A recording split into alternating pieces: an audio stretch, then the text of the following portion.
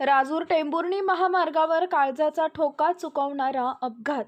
स्कूटीस्वाराला वाचवताना कामगारांनी भरलेला पिकअप पलटी, एकाचा जागीच मृत्यू, 18 जण गंभीर।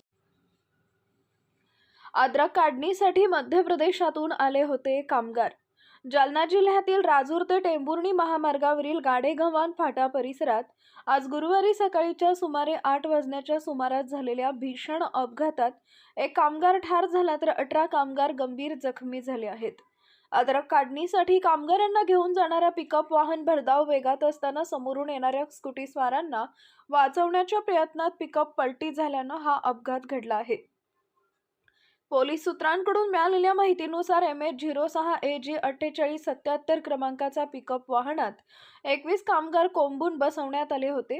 हे सर्व कामगार मध्य प्रदेश राज्यातून हंगामी मजुरीसाठी जालन्यात आलेल्या 21 कामगारांना घेऊन हे पिकअप वाहन राजूरकडून टेंभुर्णीकडे जात असताना समोरून येणाऱ्या स्कूटीला वाचवण्याच्या प्रयत्नात चालकाचं वाहनावरील नियंत्रण सुटलं आणि पिकअप रस्त्याच्या कडेला जाऊन पलटी झाला, ज्यात रमेश जाधव वय वर्ष 55 यांचा जागीच मृत्यू झाला तर अनेक कामगार पिकअप खाली दबले गेले तर काही कामगार दूर फेकले जाऊन जखमी झाले आहेत।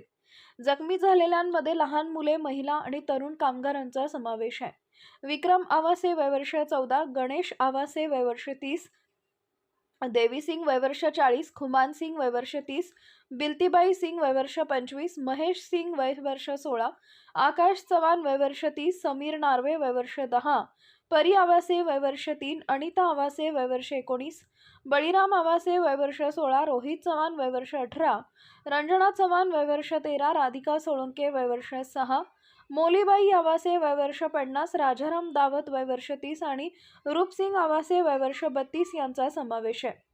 हे सर्व जखमी मध्य प्रदेशातील रहिवासी असल्याचं समोर आलं आहे।